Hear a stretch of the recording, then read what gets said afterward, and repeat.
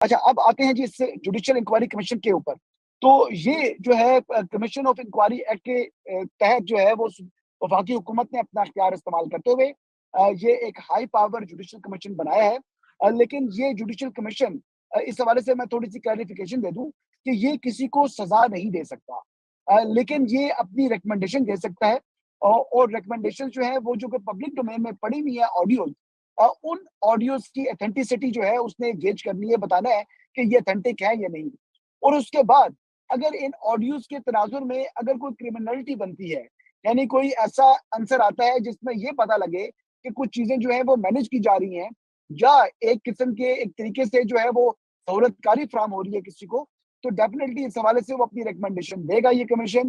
اور اس پر جو relevant forum بنے گا, یعنی اس کمیشن کے بعد جو ریکمنڈیشن ہے وہ تو فیڈرل گورنمنٹ کی ڈومین میں جائے گا. یعنی ایف آئی اے کے اوپر اگر کوئی کرمنلٹی سامنے آتی ہے تو پھر وہ ایف آئی اے اس معاملے کو دیکھے گی اور پھر وہاں پر جو ہے وہ اس کی تحقیقات کرے گی.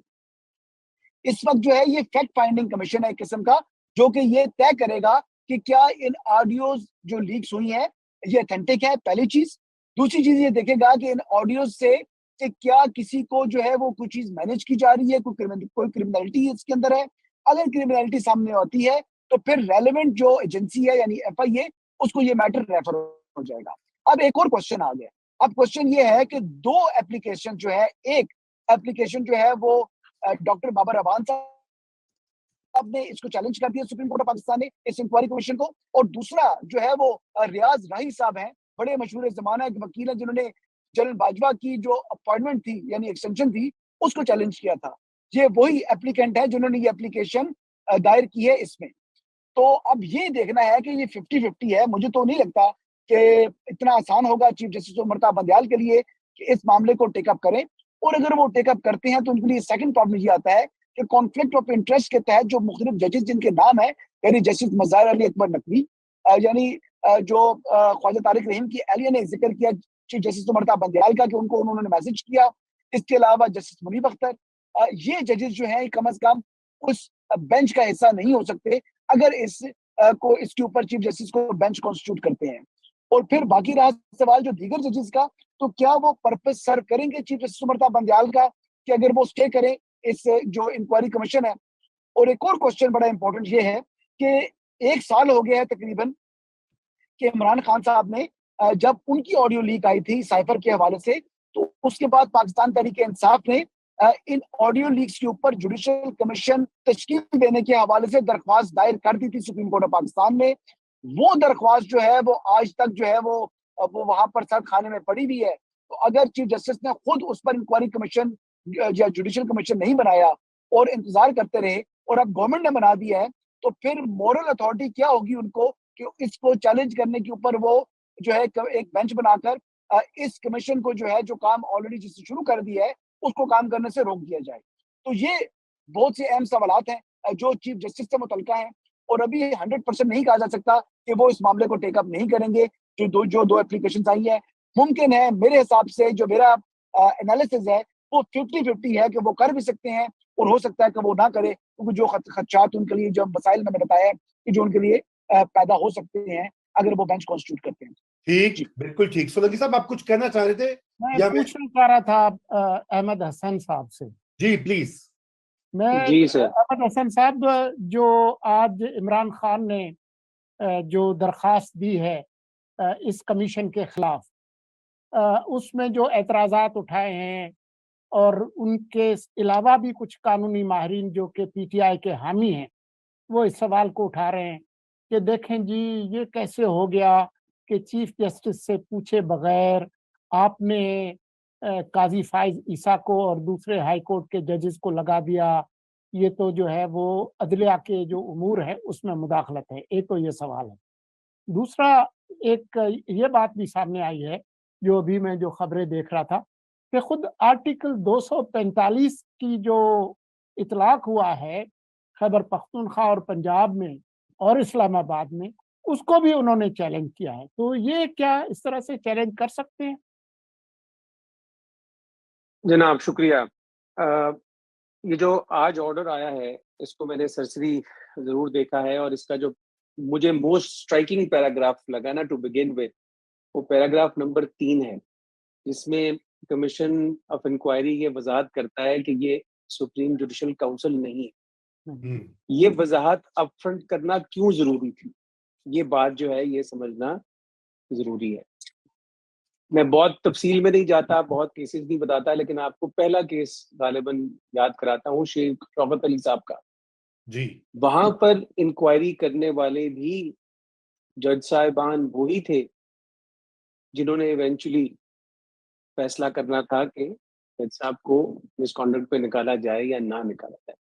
تو یہ جو بحث ہے ہماری میرے خیال میں پریزیڈنٹ کو سامنے رکھتے ہوئے, یہ تو کہیں جاتی مجھے نظر نہیں آ رہی کہ سینئر پیون جج کی موجودگی یا ایک سے زائد member of the supreme judicial council کی موجودگی ایسے کمیشن آف انکوائری میں غیر مناسب ہے, غیر قانونی ہے, یا اس سے کوئی آئینی یا قانونی پیچیدگی پیدا ہوتی ہے. کیونکہ جس طرح حسن ایوب صاحب نے کہا, یہ ایک فیکٹ فائنڈنگ مشن ہے. تو جب بھی کوئی ریفرنس آتا ہے تو اس ریفرنس کو فارملی پروسیڈ کرنے سے پہلے ایک inbuilt mechanism of basic fact finding تو ہے. تو یہ کہنا کہ آنکھیں بند کر کے جب ریفرنس آتا ہے تو اس کو سن لیا جاتا ہے, ایسا نہیں ہے. وہ جو رولز سپریم کورٹ نے فریم بھی کیے ہوئے ہیں اس میں بھی ایک پروسیجر پرووائڈڈ. سو پہلی بات تو میں یہ واضح کرنا چاہتا ہوں کہ this has to be seen totally distinct from the SJC supreme judicial council scope. ٹھیک, ہرگز یہ اس فیکٹ فائنڈنگ رپورٹ اور یہ کمیشن جو ہے نا بائی لا یہ تب تک رہتا ہے جب تک کہ یہ انکوائری ختم نہ ہو جائے اور اس کی رپورٹ فیڈرل گورنمنٹ کو جمع نہ کروا دی جائے. جیسے ہی یہ رپورٹ فیڈرل گورنمنٹ کو جمع ہو جاتی ہے تو 2017 کے قانون کے تحت یہ کمیشن ختم ہو جاتا. سو اب جب وہ رپورٹ سامنے آئے گی, اس رپورٹ میں اگر فرض کریں کسی سٹنگ جج کے حوالے سے کوئی آبزرویشن آ جاتی ہے تو that will aid and support اور help in rejecting consideration of a reference. اس سے زیادہ اس کی کوئی اہمیت نہیں ہے. اب اس میں لیکن ایک دو اور کمپلیکس کوسچنز ہیں جس میں کانفلکٹس کا ایشو ایک ڈفرنٹ طریقے سے, جس طرح ابھی اور یہ سوال پیدا ہوتا ہے ان کنسرن سے جو ابھی حسن ایوب صاحب جب اپنا خلاصہ بتا رہے تھے اور وہ فوکس کر رہے تھے چیف جسٹس کے اوپر, تو اسی طرح کا فوکس اگر باقی ججز پہ بھی کیا جائے تو وہ سوال ان سے بھی ان کے حوالے سے بھی اٹھ سکتے ہیں. تو یہ بہت آگے جا کے it will raise further issues and further concerns.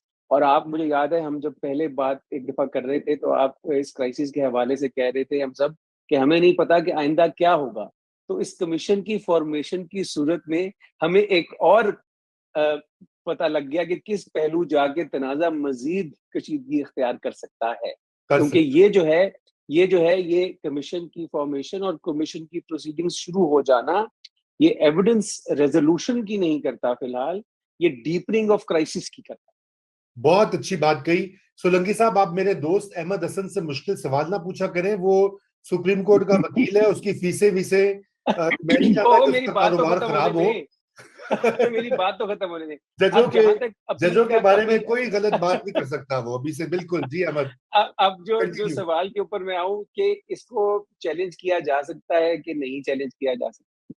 دیکھیں پاکستان میں روایت تو اب یہ رہ گئی ہے جس کو جو چیز پسند نہیں ہے وہ اس کو چیلنج کر دے. اب یہ ہے کہ کیا اس کو کورٹ پریکٹیکلی سنے گی یا نہیں سنے گی. اب جو کنسرن دیکھنا ہے کہ اس انکوائری میں بظاہر پی ٹی آئی کا تو کوئی نام یا ذکر ٹی او آر میں نہیں ہے, کیونکہ یہ جو قانون جس کے تحت یہ کمیشن بنا ہے اس کا ایک اس میں واضح ہے کہ جی جو انکوائری ہونا ہے وہ بالکل انہی ٹی او آرز پہ ہونا ہے جو قانون میں نوٹیفائڈ. تو جہاں تک میں نے وہ ٹی او آر والا سیکشن پڑھا ہے, مجھے اس سیکشن میں پی ٹی آئی کا حوالہ نہیں ہے. اگر آپ کو کسی کو ٹو دا کنٹری یاد ہے تو مجھے کریکٹ کر دیں. تو یہ بڑا میں بتا دیتا ہوں چور کی داڑھی میں تنکا نہیں ہے, پورا شہتیر ہے.